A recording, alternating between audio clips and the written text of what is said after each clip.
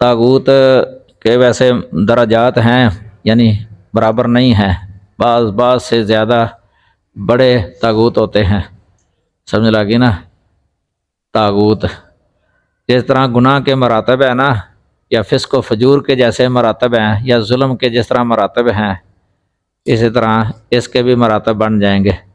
कुफर के भी मरातब होते हैं, कुफर के दराजात। जिस तरह ईमान के दराजात हैं ना, ईमान के, इस तरह कुफर के भी ये दराजात हैं, निफाक के भी दराजात हैं, जुल्म के भी दराजात हैं। किताबों के अंदर आम लिखे होते हैं। ये हाफिज़ इब्न क़य्यिम रहमतुल्लाह की किताब है किताबुस सलात, उसके अंदर भी ये लिखे हुए हैं किताबुस सलात। इसलिए कहा नहीं जाता कुफर दूना कुफर, शिरक दूना शिरक, जुल्म दूना जुल्म।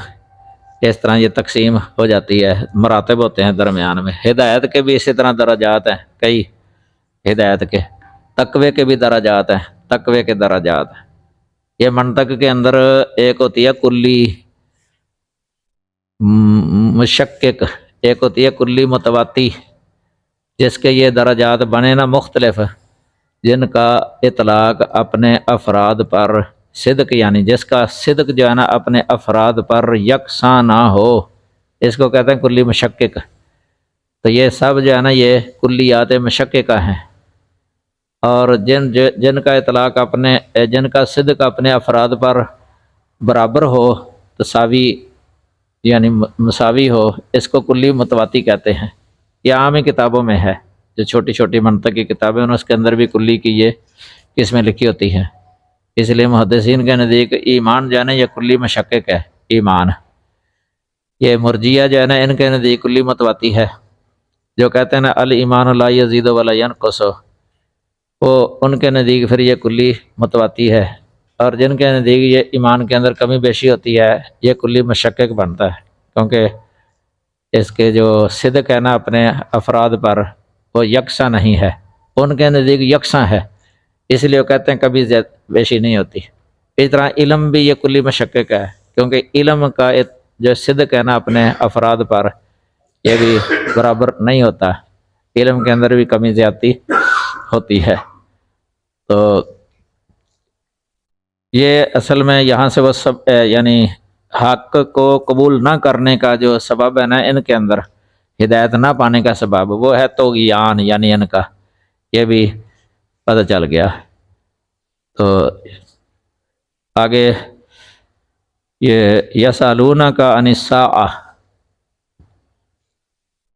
वो पूछते हैं, आपसे पूछते हैं, अनिस्साअ क़यामत की घड़ी के बारे में, अय्याना मुरसाहा कि उसका क़याम कब होगा। अस्साअ लफ्ज़ है ना एक घड़ी, एक लम्हा, एक पल या एक सेकंड, सेकंड जो होता है ना ये साआ असल अरबी के अंदर। क़यामत अचानक एक ही लम्हे में बर्पा हो जाएगी, इसलिए क़यामत को अस्साअ कहते हैं, अस्साअ।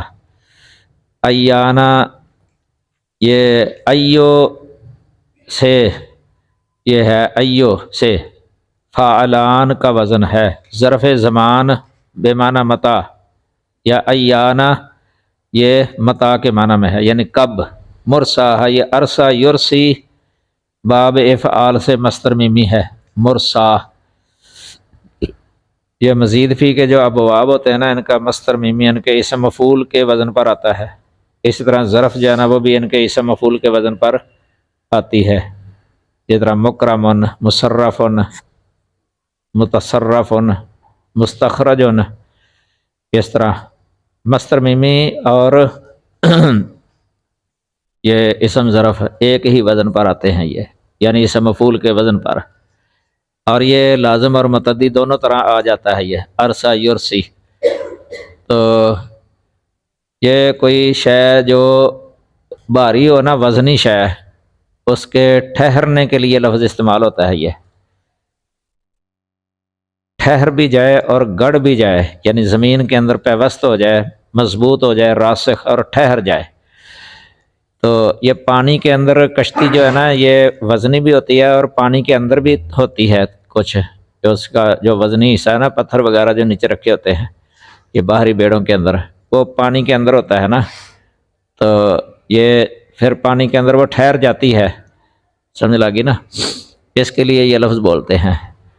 ٹھہرا دینے کو بھی کہتے ہیں، یہ گاڑ دینا، ٹھہرا دینا، یعنی اس کا ٹھہرایا جانا۔ اگر یہ معنی ہو تو پھر یہ متعدی ہو گیا، عرصہ یرسی، ٹھہرایا جانا، یعنی مصدر ہے، مصدر میں ٹھہرایا جانا، مرساہا۔ آگے سمجھے، جس طرح قرآن میں ہے نا والجبال ارساہا، سورۃ النازعہ کے اندر، تو پہاڑ اس نے انہیں گاڑ دیا، ارسات السفینہ، تو یہ بھی لفظ بولتے ہیں۔ ایانا مرساہا کا معنی ایانا وقوعہا، کہ اس کا واقعہ ہونا کب ہے۔ نوح علیہ السلام کی کشتی کے بارے میں بھی آیا نا، بسم اللہ مجریہا و مرساہا، مرساہا، وہاں وہ کشتی کا ٹھہرایا جانا جو ہے نا، یہ مراد ہوگا، چلنا اور اس کا ٹھہرنا۔ ٹھہرنا بھی معنی ہو سکتا ہے لازم، اور ٹھہرایا جانا متعدی بھی ہو سکتا ہے وہاں، کہ ادھر جو ہے نا یہ قیامت کا وقوع مراد ہے، قیامت کا واقعہ ہونا کب۔ تو پہلے جو ہے نا یہ توحید اور پھر نبوت اور تک قضاء و قدر کا ذکر تھا، اب یہاں یہ قیامت کے بارے میں بات ہو رہی ہے۔ قرآن میں یہ چاروں چیزیں اصل بنیاد کی حیثیت رکھتی ہیں، یعنی جو مضمون ہے نا یہ ویسے بھی یہ توحید، نبوت، توحید و رسالت، قضاء قدر اور یہ قیامت کا علم ہے، یہ بنیادی ہیں یہ، تو یہاں اس کا ذکر آ گیا ہے، یہ قیامت کا۔ قل انما علمھا عند ربی، آپ کہہ دیں کہ اس کا علم میرے رب ہی کے پاس ہے، اس کا علم میرے رب ہی کے پاس ہے۔ لا یجلیھا لوقتھا الا ھو، اسے اس کے وقت پر اس کے سوا کوئی ظاہر نہیں کرے گا۔ جلا یجلی تجلیہ، پہلے وہ باب تفاعل آیا تھا نا، فلما تجلی ربہ للجبل تجلی، یہ ہے جلا یجلی تجلیہ، روشن کرنا، واضح کرنا، ظاہر کرنا۔ یہ انما کلمہ حصر ہے، یعنی اس کا علم صرف اللہ کے پاس ہے، اس نے یہ بات نہ کسی مقرب فرشتے کو بتائی ہے، نہ کسی نبی کو۔ سورۃ نازعات کے اندر بھی ہے 44 نمبر آیت، اور سورۃ النمل کے اندر بھی ہے 66 نمبر آیت میں اس کا ذکر، قیامت کا، کہ علم کا۔ پہلے ایک دفعہ آئی تھی یہ سورۃ الانعام کے اندر، اس وقت میں نے بتایا تھا کہ بعض کئی صوفیہ اس کا دعویٰ کرتے ہیں کہ نبی صلی اللہ علیہ وسلم کو بھی قیامت کا علم تھا، لیکن یہ صحیح نہیں ہے، یہ سیوطی بھی ان میں شامل ہے، دعویٰ ہے بس، کتاب و سنت کے اندر کوئی دلیل نہیں ہے واضح اس کی۔ یہاں سے بھی پتہ چلتا ہے لا یجلیھا لوقتھا الا ھو، دیکھو حصر کے ساتھ آ گیا ہے کہ اس کے وقت کو وہی ظاہر کرے گا، اللہ ہی۔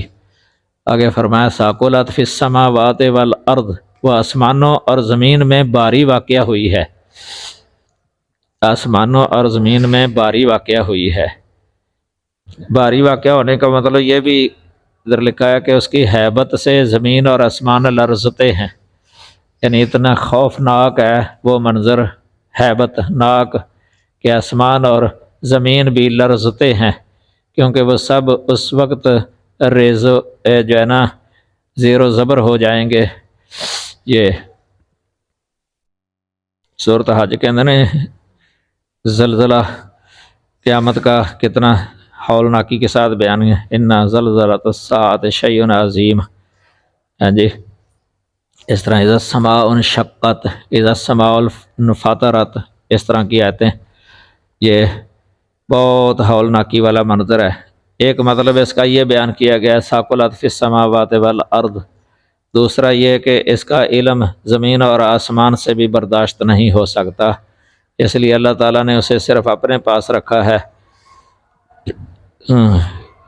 شاہ ولی اللہ نے فوز الکبیر کے اندر ثاقلت کا معنی خافیت کیا ہے، اس کا معنی یہ ہے کہ وہ کسی کو معلوم نہیں، یعنی سب سے مخفی ہے، نہ آسمان والے جانتے ہیں نہ زمین والے جانتے ہیں۔ ایسے یہ بھی مطلب جو ہے نا عام مشہور ہے یہ کہ قیامت کا علم نہ آسمان میں کسی کے پاس ہے نہ زمین میں کسی کے پاس ہے۔ ثقلت کے ساتھ اس لیے تعبیر کیا گیا ہے کہ جو شے علم میں نہ آئے، نہ سمجھ نہ لگے، تو عام طور پہ طبیعت پر ایک ثقیل ہو جاتی ہے وہ، اور جب سمجھ لگ جائے، معلوم ہو جائے، تو اس وقت ایک بوجھ سا جو ہوتا ہے نا وہ پھر ہلکا ہو جاتا ہے کہ بات سمجھ آ گئی۔ اس لیے ثقلت کے ساتھ تعبیر کیا گیا ہے۔ یا ثقلا علمنا یعنی خافیہ علمنا، اس معنی میں ہے یہ، یا ثقلا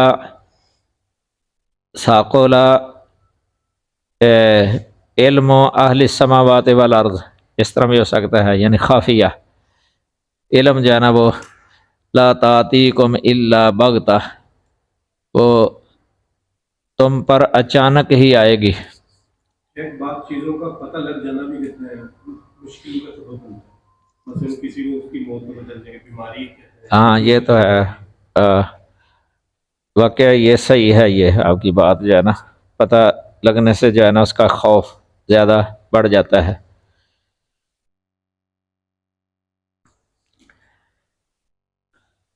وہ تمہارے پاس اچانک ہی آئے گی، اچانک۔ یہ ویسے علامات اس کی بتائی ہیں احادیث کے اندر، یہ دجال کا آنا اس سے پہلے، پھر دابۃ الارض، سورہ نمل کے اندر اس کا ذکر ہے، اخرجنا لہم دابۃ من الارض تکلمہم ان الناس کانوا بآیاتنا لا یوقنون۔ اسی طرح یاجوج ماجوج کا خروج، عیسیٰ علیہ السلام کا نزول وغیرہ، یہ اس کی علامتیں ہیں۔ علامتیں نبی صلی اللہ علیہ وسلم کو بتا دی گئی ہیں وحی کے ذریعے، آپ نے امت کو بتا دی ہیں کہ علامات قیامت کے بارے میں کتابیں کافی ہیں چھپی ہوئی ہیں۔ قد جاء اشراطها، قرآن میں ہے کہ اس کی نشانیاں جو ہے نا وہ علامات اس کی آ گئی۔ علامات قیامت کی جو ہے نا یہ جو احادیث کے اندر ہے، کوئی تقریباً 150 کے قریب پہنچ جاتی ہیں، کل احادیث جو کتابیں لکھی گئی ہیں ان کے اندر 150 کے قریب۔ تو چھوٹی علامات بھی ہیں اور بڑی علامات بھی ہیں، قیامت سے پہلے پہلے جو ہوگا، پھر وہ بڑی جو قیامت کے قریب ہوں گی بالکل، یہ وہ ہیں۔ اس سے بھی بعد میں جو بالکل قریب ہے نا، کہ اس کے بعد قیامت ہی برپا ہو جائے، وہ سورج کا مغرب کی طرف سے طلوع ہونا ہے، جس وقت وہ توبہ کا دروازہ بند ہو جانا ہے۔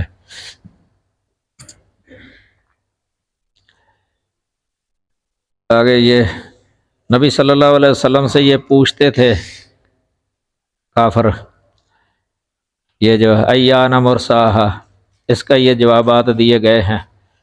ایک تو یہ ہے کہ اس کا علم صرف اللہ کے پاس ہے، پھر اللہ نے یہ خبردار کر دیا کہ اچانک آ جائے گی۔ اب دیکھیں، یہ تو بتایا گیا کہ جمعے کے دن آنی ہے، جمعے والے دن، لیکن یہ نہیں بتایا کہ کون سا جمعہ ہے، یہ کہ کون سا جمعہ ہے یہ نہیں بتایا گیا۔ آگے پھر فرمایا کہ یسالونک کأنک حفی عنہا، آپ سے پوچھتے ہیں جیسے آپ اس کے بارے میں خوب تحقیق کرنے والے ہیں۔ حفیون، حفیون اصل میں اس شخص کو کہتے ہیں جس نے کسی چیز کے متعلق بار بار پوچھ کر اچھی طرح اس کا علم حاصل کر لیا ہو، اس کو کہتے ہیں حفی۔ اس شخص کو کہتے ہیں جس نے کسی چیز کے متعلق بار بار پوچھ کر اچھی طرح اس کا علم حاصل کر لیا ہو یا کر رکھا ہو۔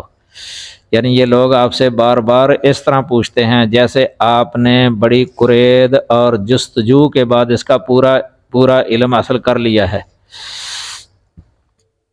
خوب تحقیق کرنے والا، یہ ترجمہ اس کا یعنی کیا ہے حفیون، حفی۔ کل آپ کہہ دیں انما علمها عند اللہ، اس کا علم تو اللہ ہی کے پاس ہے، ولیکن اکثر الناس لا یعلمون، مگر اکثر لوگ نہیں جانتے، اکثر لوگ نہیں جانتے۔ یہ بھی اوپر جو آ گیا نا، لا علمھا عند ربی، انما علمھا عند ربی، ادھر آ گیا انما علمھا عند اللہ، اللہ کے پاس ہے۔ یہ ان میں بھی ہے نا، مفاتیح الغیب خمس لا یعلمھا الا اللہ، یہ قیامت کا علم ان 5 میں ہے، 5 جو اللہ کے علاوہ کوئی نہیں جانتا۔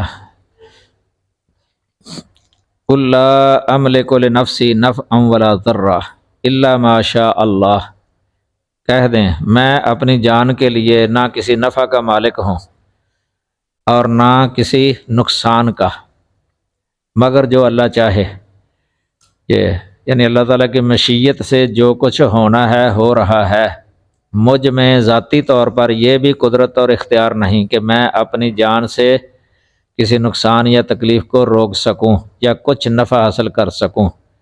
تو جب رسول اللہ صلی اللہ علیہ وسلم کے پاس یہ اختیار نہیں تو پھر وہ کون ہوگا جسے اللہ تعالیٰ نے یہ اختیار عطا فرمایا ہے؟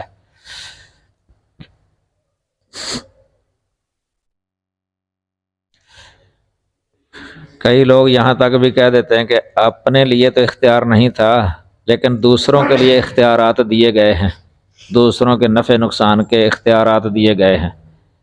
یہ تو بالکل ہی غلط بات ہے، انہوں نے اپنے نظریے کے مطابق کر دی ہے، ورنہ کتاب و سنت میں واضح یہ ذکر کر دیا گیا ہے کہ جو اپنے نفس کے لیے نفع نقصان کا مالک نہ ہو تو دوسروں کے لیے تو وہ بالاولیٰ نہیں ہوگا۔ یعنی قیاس اولویت کے ساتھ بھی یہ چیز، عقلی جو قیاس ہوتا ہے قطعی قیاس اولا، اس کے ساتھ بھی یہ ثابت ہو رہا ہے کہ اس لیے تو جو اپنے سے نفی کی ہے نا، تو اس سے مراد ہے کہ دوسروں سے بالاولیٰ ہی نفی ہو جائے گی، دوسروں کے نفع نقصان کا مالک ہونا۔ وَلَوْ كُنْتُ عَالِمَ الْغَيْبِ، اگر میں غیب جانتا ہوتا، لَاسْتَكْثَرْتُ مِنَ الْخَيْرِ، تو ضرور بھلائیوں میں سے بہت زیادہ حاصل کر لیتا۔ وَمَا مَسَّنِيَ السُّوءُ، اور مجھے کوئی تکلیف نہ پہنچتی، کوئی نقصان نہ پہنچتا، کوئی تکلیف نہ پہنچتی۔ ان انا الا نذیر و بشیر، میں نہیں ہوں مگر ایک ڈرانے والا اور خوشخبری دینے والا، لقوم یؤمنون، ان لوگوں کے لیے جو ایمان رکھتے ہیں۔ یہ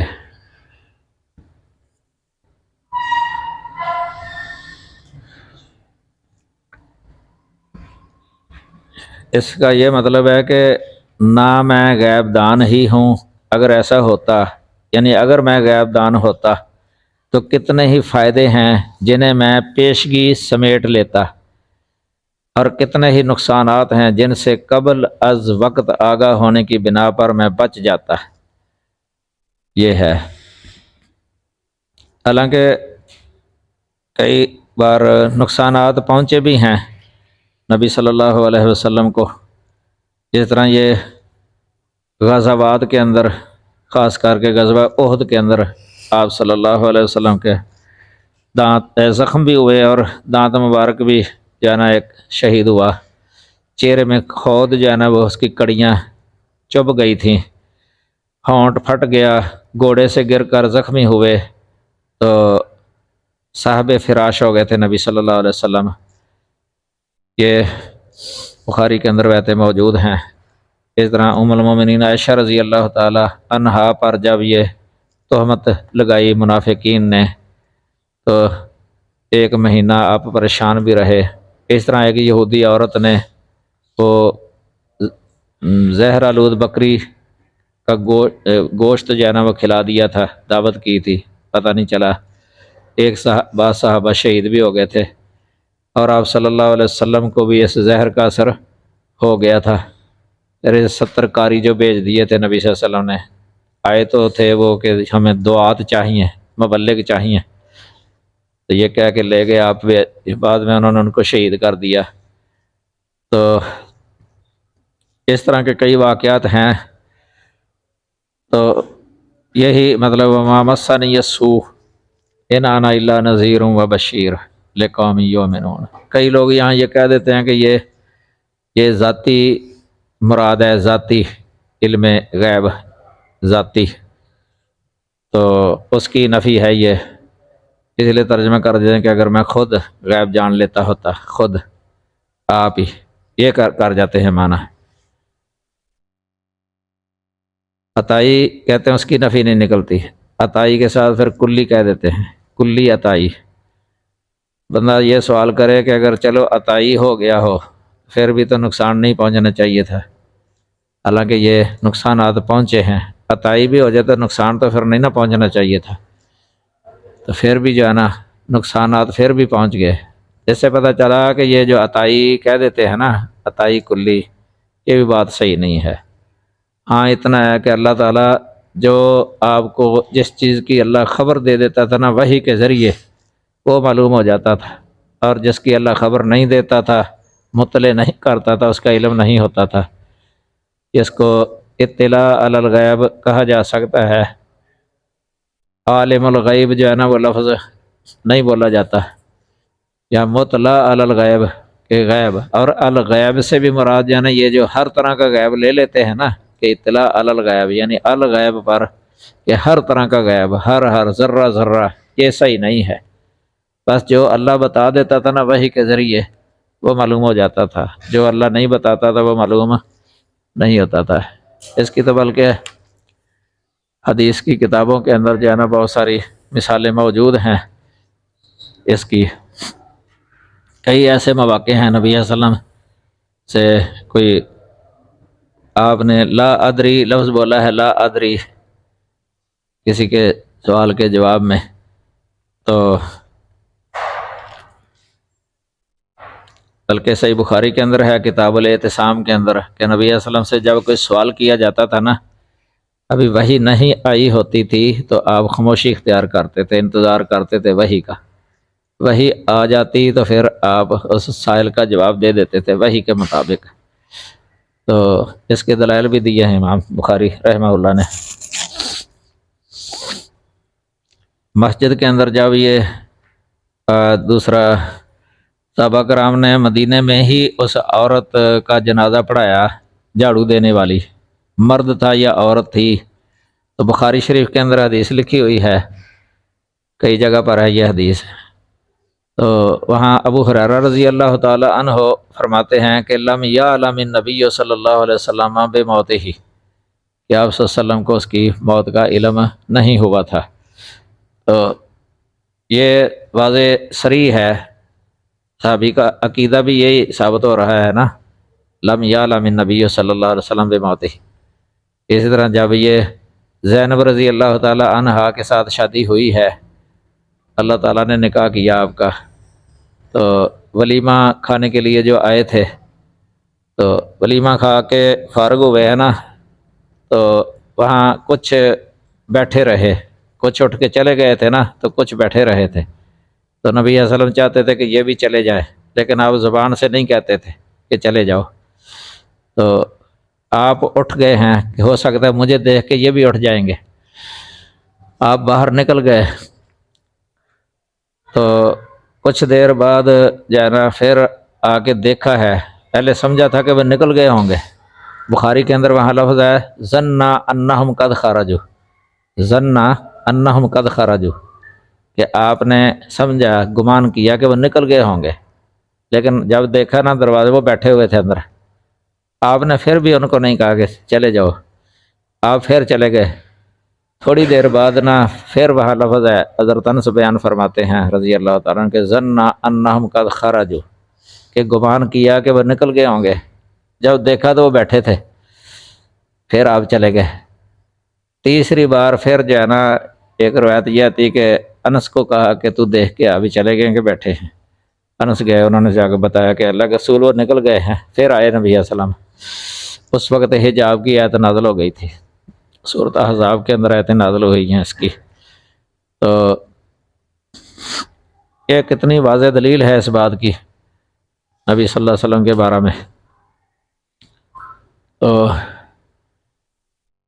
اس طرح کے اتنے حدیثیں ہیں نا یہ سیاستہ کے اندر، بہت زیادہ جزی روایات، جہاں واضح پتہ چلتا ہے کہ علم غیب اللہ تعالیٰ کا خاصہ ہے، یہ اللہ تعالیٰ کا خاصہ۔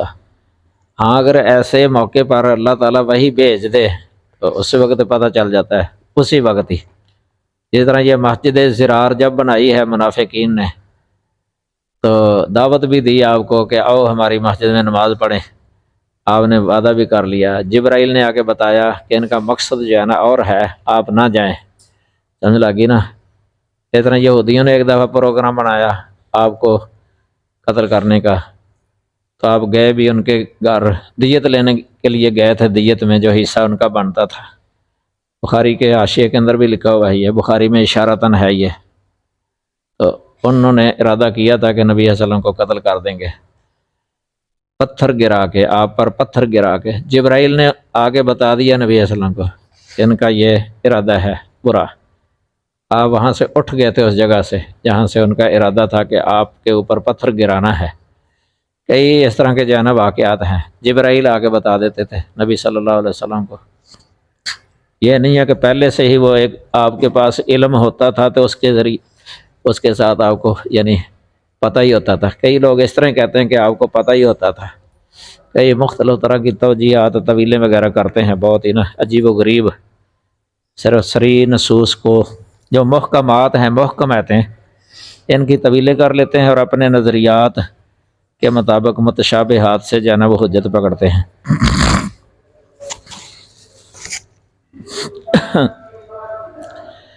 والذی خلقکم من نفس واحدہ، وہی ہے جس نے تمہیں ایک جان سے پیدا کیا، من نفس واحدہ، ایک جان سے پیدا کیا۔ اس سے مراد آدم علیہ السلام ہے۔ یہ قرآن پاک کے اندر سورۃ النساء کی پہلی آیت ہے، اس میں بھی اس کا ذکر ہے۔ وَجَعَلَ مِنْهَا زَوْجَهَا، اور اس سے اس کا جوڑا بنایا۔ یہ نفس جو ہے نا مؤنث ہے، اس لیے واحدہ آ گیا نا، ورنہ آدم علیہ السلام تو وہ تو مذکر ہیں، تو نفس لفظ جو ہے نا مؤنث ہے۔ یہ ویسے عورت اور مرد دونوں کے لیے یہ لفظ استعمال ہو جاتا ہے نفس کا، اور اس سے اس کا جوڑا بنایا، اس سے مراد ان کی بیوی حوا، لیسکن الیہا، تاکہ وہ اس کی طرف سکون حاصل کرے۔ الیہا لفظ ہے نا، اس کی طرف جا کر سکون حاصل کرے۔ فلما تغشاہا، پھر جب اس نے اس عورت کو ڈھانکا۔ تغشی لفظ جو ہے نا یہ ایک بہت مہذب لفظ ہے، یعنی ہم بستری کے لیے قرآن پاک یعنی ادب اور حیا والے اور پردے والے یا پاکیزگی والے الفاظ استعمال کرتا ہے اس معنی کو ادا کرنے کے لیے۔ کبھی دخول کا لفظ ہے، کبھی اتیان کا لفظ ہے، اتیان، اور کبھی یہ تغشی والا لفظ یا افضا والا لفظ، قد افضا بعضکم الی بعض، کبھی رفث کا لفظ، احل لکم لیلۃ الصیام الرفث الی نسائکم، رفث۔ یہ کافی الفاظ ہیں، تقریباً 14 الفاظ ہیں جو قرآن میں استعمال ہوئے ہیں اس معنی کو ادا کرنے کے لیے۔ یہ سارے مہذب الفاظ ہیں، مہذب الفاظ۔ تو تغشاها حملت حملا خفیفا، تو اس نے یعنی اس عورت نے ہلکا سا حمل اٹھا لیا۔ فمرت بہ، پس اسے لے کر چلتی پھرتی رہی۔ مرت بہ، اسے لے کے چلتی پھرتی رہی۔ فلما اثقلت، پھر جب وہ بھاری ہو گئی، ثقیل ہو گئی، دعوا اللہ ربہما، تو ان دونوں نے اللہ سے دعا کی، ربہما، جو کہ ان کا رب ہے، لئن آتیتنا صالحا، اگر تو نے، بے شک اگر تو نے ہمیں سالے سے مراد اس جگہ پر تندرست ہے، تندرست بچہ عطا کیا۔ لنکونن من الشاکرین، لنکونن من الشاکرین، تو ہم ضرور ہی شکر کرنے والوں سے ہوں گے۔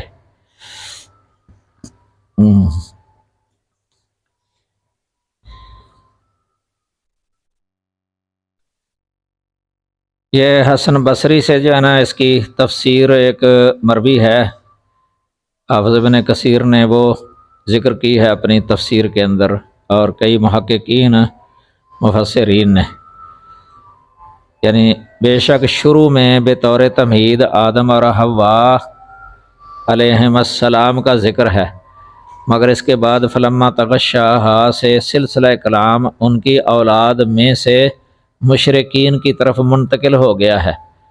یہ ہے، یعنی شروع میں آدم اور حوا کا ذکر ہے، تو فلما تغشاہا حملت، یہ آدم علیہ السلام کی اولاد میں جو سلسلہ ہے نا تناسل کا، یہ ان میں جو اہل شرک ہیں ان کا یہ بتایا گیا ہے کہ وہ کیا کرتے ہیں۔ یعنی پہلے جب اولاد اس طرح حالت ہو جاتی ہے نا بیوی کی، پھر دعا کرتے ہیں، یعنی اللہ تعالیٰ سے اس طرح وعدہ کرتے ہیں کہ اگر تو نے ہمیں صحیح سلامت بچہ دے دیا نا، تندرست صحت مند، تو ہم تیرا شکر ادا کریں گے۔ لیکن جب اللہ تعالیٰ دے دیتا ہے نا تو پھر وہ شرک کرنے لگ جاتے ہیں، غیر اللہ کی طرف نسبت کرتے ہیں، یہ فلاں نے دیا ہے یہ بچہ، یہ ان کا ذکر ہے۔ یہ حسن بصری نے جو ہے نا یہ بیان کیا ہے۔ تو کئی مفسرین جو ہے نا یہ اس کو بھی اس کے ساتھ ہی جوڑ دیتے ہیں۔ اس کے بارے میں ایک حدیث پیش کرتے ہیں، یہ تو رسول اللہ صلی اللہ علیہ وسلم نے فرمایا کہ جب حوا نے بچہ جنا تو ابلیس ان کے پاس آیا، ان کا کوئی لڑکا زندہ نہیں رہتا تھا، ابلیس کہنے لگا اس کا نام عبد الحارث رکھو تو یہ زندہ رہے گا، یہ شیطان نے کہہ دیا۔ تو چنانچہ انہوں نے بچے کا نام عبد الحارث رکھا اور وہ زندہ بچ گیا۔ یہ سب کچھ شیطان کے اشارے سے تھا۔ کئی مفسرین اس حدیث کے مطابق جو ہے نا یہ تفسیر کرتے ہیں اس آیت کی، لیکن حافظ ابن کثیر فرماتے ہیں کہ یہ روایت جو ہے نا ضعیف ہے اور اسرائیلیات سے ماخوذ ہے۔ اس کے ضعیف ہونے کے 3 اسباب انہوں نے بیان کیے ہیں، اور شیخ ناصر الدین البانی صاحب نے سلسلہ ضعیفہ کے اندر لکھی ہے، یہ روایت 342 نمبر حدیث ہے سلسلہ ضعیفہ کے اندر۔ اور یہ جو کتاب التوحید کی شرح ہے، کتاب التوحید پر جو ہے نا شیخ ابن باز کی تعلیقات بھی ہیں، خاص کر کے یہ فتح المجید پر ہے میرا خیال ہے۔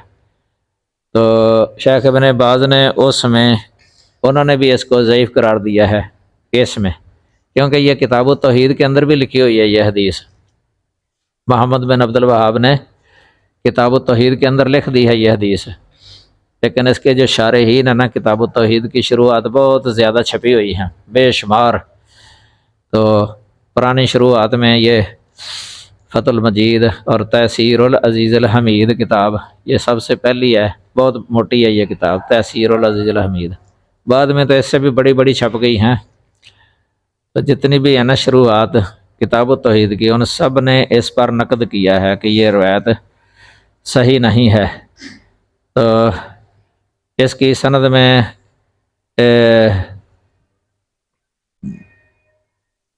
اس کی سند جو ہے نا یہ صحیح نہیں ہے بالکل ہی، سمجھ لگی نا۔ یہ حسن بصری والی تفسیر جو ہے نا حافظ ابن کثیر نے وہ زیادہ صحیح قرار دی ہے۔ تو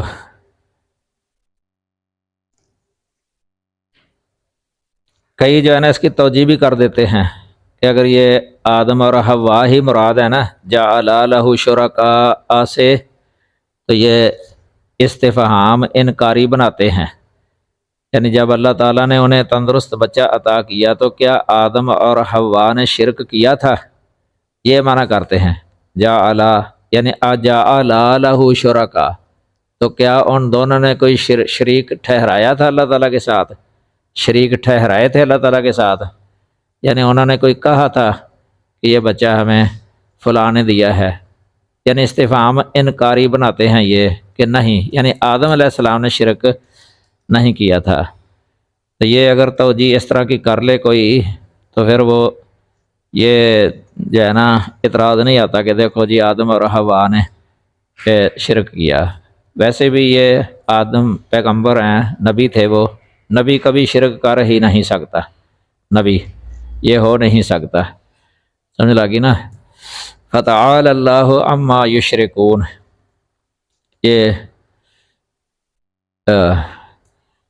فتعال اللہ عما یشرکون فلما آتاہما صالحا، تو جب وہ ان کو تندرست بچہ، جب اس نے انہیں تندرست بچہ عطا کیا، جعل لہ شرکاء فیما آتاہما، تو ان دونوں نے یعنی ماں اور باپ اس کے لیے اس میں شریک بنا لیے جو اس نے انہیں عطا کیا تھا۔ فتعال اللہ عما یشرکون، بس اللہ اس سے بہت بلند ہے جو وہ شریک بناتے ہیں۔ ویسے یہ بھی اس بات کا قرینہ ہے کہ ادھر آدم اور حوا مراد نہیں ہے یہ اوپر، کیونکہ یہاں جمع کا لفظ بولا نا، تو عام عرب کے اندر جو ہے نا، کفار عرب کے اندر یہ عام تھا، یہ اس اولاد کے اندر بھی جو ہے نا وہ شریک بنا لیا کرتے تھے۔ یعنی جب اولاد کی امید ہوتی ہے تو مشرکین اللہ سے تندرست اولاد عطا کرنے کی دعا کرتے ہیں اور شکر گزار ہونے کا وعدہ کرتے ہیں، مگر جب ٹھیک ٹھاک تندرست اولاد عطا ہو جاتی ہے تو اسے غیر اللہ کی دین قرار دیتے ہیں کہ غیر اللہ نے دیا ہے یہ ہمیں۔ کوئی اسے عبد العزیٰ نام رکھ لیتے تھے، یہ عرب کے اندر مشہور تھا یہ عبد العزیٰ، کوئی یہ عبد ود، کوئی عبد یغوس، کوئی بعد میں جو لوگ یہ بزرگوں کے نام پر نظر و نیاز کے طور پر اس طرح کر دینا وقف، تو کئی کہہ دیتا کہ بزرگوں کے طفیل یہ بچہ ملا ہے، کوئی اس طرح کہہ دیتے ہیں، قبروں میں جا کے منتیں مانتے ہیں یہ اس طرح کی اولاد کی، یہ بالکل ہی جو ہے نا غلط ہے۔ سب سے بہتر نبی صلی اللہ علیہ وسلم نے جو نام بتائے ہیں عبداللہ اور عبد الرحمن، یعنی اللہ کی طرف نسبت بچے کی، یا اللہ کا بندہ، رحمان کا بندہ، یا عطا اللہ، عطا الرحمن، اس طرح نام اللہ کی عطا کردہ، اللہ کا دیا ہوا ہے یہ۔ ہمارے ہاں تو یہاں کئی دوسرے بھی لفظ بول دیتے ہیں نا، عطا محمد، اس طرح لفظ بول دیتے ہیں، نبی بخش، حسین بخش، پیرا دتا، عبد النبی، عبد الرسول، بندہ علی، اس طرح کے نام رکھ لیتے ہیں۔ کہ عابد حسین نام رکھ لیتے ہیں، عابد حسین، کئی سجاد حسین، ساجد علی، ساجد حسین وغیرہ، عنایت علی نام رکھ لیتے ہیں، کئی علی کا عنایت کیا ہوا، یہ نام بڑے چلتے ہیں، لیکن معنوں کی طرف عموماً توجہ نہیں کی جاتی۔ معنی پر غور کریں تو پتہ چلتا ہے کہ یہ صحیح نہیں ہے، سمجھ لگی نا۔ سوچ سمجھ کے نام رکھنا چاہیے بچے کا۔ ہمارے ادھر جو ہے نا علاقوں میں یہ پیراں دتا، تو کئی بچوں کا نام رکھ لینا پیراں دتا۔ اللہ دتا نام ٹھیک ہے، اللہ دتا کہ اللہ تعالیٰ نے عطا کیا ہے یہ۔ غلام کے ساتھ ٹھیک ہے، غلام چلو غلام، یہ غلام کا ویسے معنی ہوتا ہے ایک تو مطیع، فرما بردار، ایک غلام کا معنی دوسرا بھی ہوتا ہے کہ کسی کا مملوک ہے یہ، اس معنی میں تو ویسے نہیں رکھنا چاہیے یہ، غلام خادم کے معنی میں بھی ہوتا ہے۔ تو عرب تو ویسے اس کو صحیح نہیں سمجھتے عربی، کیونکہ غلام کا معنی لڑکا بھی ہوتا ہے، ولد، تو اس معنی میں صحیح نہیں ہے۔ میرا نام بھی پہلے غلام اللہ ہی تھا، بعد میں نام تبدیل کیا تھا ادھر مدینہ یونیورسٹی میں۔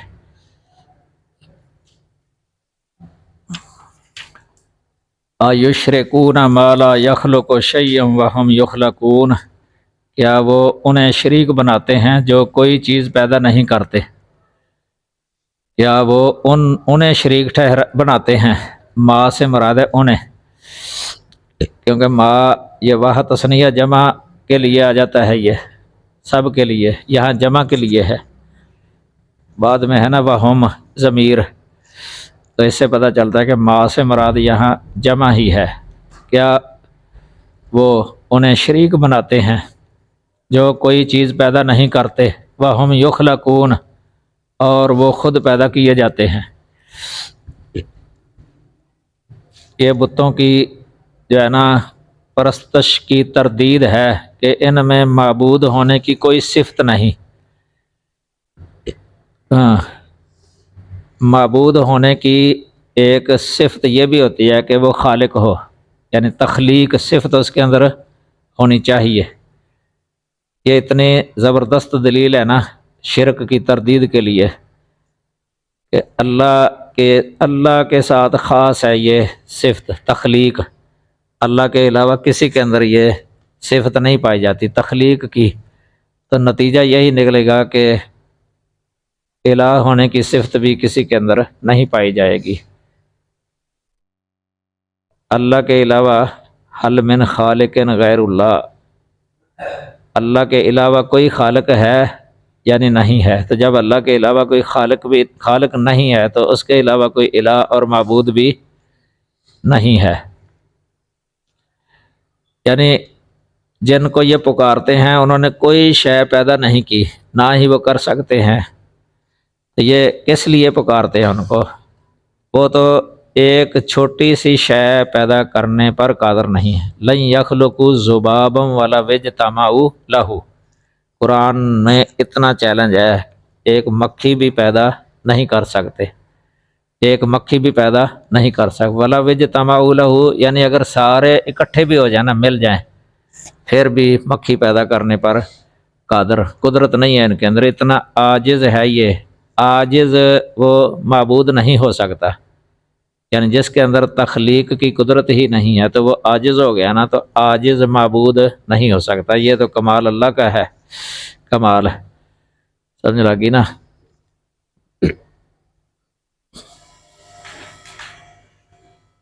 بے بس ہو گئے نا. ولا یستطیعون لہم نصرا، اور نہ ان کی کوئی مدد کر سکتے ہیں. ولا انفسہم ینصرون، اور نہ خود اپنی مدد کرتے ہیں. اتنا یعنی عجز اللہ تعالیٰ نے ان کا بیان کر دیا ہے کہ نہ وہ اپنے نفسوں کی مدد کر سکتے ہیں اور نہ ان کی مدد کر سکتے ہیں. تو پھر بھی یہ ان کو پکار رہے ہیں. وَإِن تَدْعُوهُمْ إِلَى الْهُدَىٰ لَا يَتَّبِعُوكُمْ، اگر تم انہیں سیدھے راستے کی طرف بلاؤ وہ تمہارے پیچھے نہیں آئیں گے، تمہارے پیچھے نہیں آئیں گے. یہ جو بت ہے نا جو نصب کیے گئے ہوتے ہیں وہ تو غیر متحرک ہیں، ساکن ہیں. آوازیں دیتا رہے ان کو، کوئی کتنی بھی آوازیں دے تو وہ نہیں آ سکتا. اسی طرح مثلا کوئی میت کو پکارتا ہے، میت چارپائی پر بھی اگر ہو مثلا، اس کو آواز دیتا رہے یہ، تو میت چل کے آ تو نہیں سکتا نا، وہ پیچھے نہیں آئے گا میت. تو سواء علیکم ادعوتموہم ام انتم صامتون، تم پر برابر ہے کہ تم نے انہیں بلایا ہو یا تم خاموش ہو. صامت خاموش، یعنی یہ برابر ہی ہے ان کو بلانا یا نہ بلانا. ان الذین تدعون من دون اللہ عباد امثالکم، بے شک جنہیں تم اللہ کے سوا پکارتے ہو وہ تمہارے جیسے بندے ہیں. اس سے پتہ چلتا ہے کہ یہ جو لوگ کہہ دیتے ہیں نا کہ پرانے مشرکین وہ بتوں کی عبادت کیا کرتے تھے، جتنے قرآن میں آتے ہیں نا یہ صرف بتوں کے لیے ہیں، بتوں کے لیے. تو لہذا بت کو پکارنا، اس سے مدد مانگنا یہ شرک ہے. اگر اولیاء سے مدد مانگیں تو یہ شرک نہیں ہے، یہ بات صحیح نہیں ہے. کیونکہ انہوں نے جو بت بنائے ہوئے تھے نا، وہ مجسمے، وہ انسانوں کے ہی بنائے ہوئے تھے. इंसानों के, बुज़ुर्गों के, जिनको वो नेक हस्तियां समझते थे ना, उन्हीं के वो मुजस्समे बनाए हुए थे। वो उनको पत्थर समझ के उनकी इबादत नहीं किया करते थे कि चूँकि ये पत्थर हैं। उनको भी पता था कि पत्थर जो है ना ये तो कुछ भी जो है ना ये हरकत ही नहीं करता और जमाद है। वो असल में पीछे जो है ना उसकी इबादत किया करते थे जिसका ये मुजस्समा होता था। उसको तो सिर्फ अपने सामने रखते थे कि हमें याद रहे, अपने यानी तवज्जो रहे हमारी इसकी तरफ। शाह वलीउल्लाह ने लिखा हुआ हुज्जतुल्लाह के अंदर, और ये अल-फज़ल कबीर के अंदर भी है कि ये जो है ना अपनी दुआ के लिए जो है ना अपनी तवज्जो करने के लिए, किबला यानी जितना होता है ना कि अपनी हमारी तवज्जो रहे उनकी तरफ, इसलिए ये बनाए होते थे। असल में वो पुकारते उनको ही थे, पीछे जिनके ये बनाए होते थे मुजस्समे उनको पुकारते थे। और उनका अकीदा ये था कि वो हमारी मदद के लिए पहुंच जाएंगे वहीं से। रूह के बारे में कि उनकी रूह मदद कर जाती है, रूह आके मदद कर जाती है। तो असल में वो इंसानों को ही पुकारते थे, इंसानों को। इसलिए यहाँ ये लफ्ज़ बोला है इबादुन अम्सालुकुम। वरना ये जो पत्थर का बुत है इसको ये तो नहीं कहा जा सकता कि ये इंसान की मिसल है। ये इबाद लफ्ज़ बोले, पत्थर का बुत बना हुआ, कहा कि ये इबादुन मिसलुकुम है, इसको तो नहीं कहा गया। ये उनको कहा गया जिनको ये पुकारते थे। आगे समझे, रूह को पुकारते थे कि रूह जो है ना वो मदद करने के लिए आ जाती है। इसमें ये बुत परस्तों ने अल्लाह के नबियों और नेक लोगों के मुजस्समे ही बुत बनाकर रखे हुए थे। ये सूरह नूह के अंदर भी है, वद, स्वा, यगूस, यऊक, नसर। अब्दुल्लाह बिन अब्बास का बयान है कि वो नेक आदमियों के नाम थे, ये नेक आदमियों के नाम, नेक आदमियों के नाम नूह अलैहिस्सलाम की कौम में से।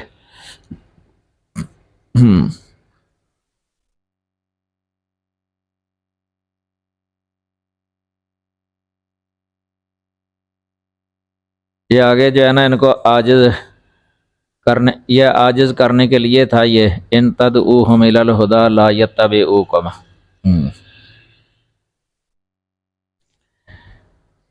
फदऊहुम, ये जो है ना ये भी आजिज़ करने के लिए है। फदऊहुम के पुकारो उनको, पुकारो उनको, तो पुकारो उनको। फल यस्तजीबू लकुम, तो लाजम है कि वो तुम्हारी दुआ कबूल करें। यानी मतलब यह है कि वो जिनके अंदर ये सिफत है, ना सुनते हैं, ना देखते हैं, ना जानते हैं, ना कुदरत रखते हैं, तो वो किस तरह तुम्हारी कबूल करेंगे। अगर तुम समझते हो ना कि चलो पुकारो फिर कबूल करें वो, इनकुन तुम सादिकीन, अगर तुम सच्चे हो, अगर तुम सच्चे हो।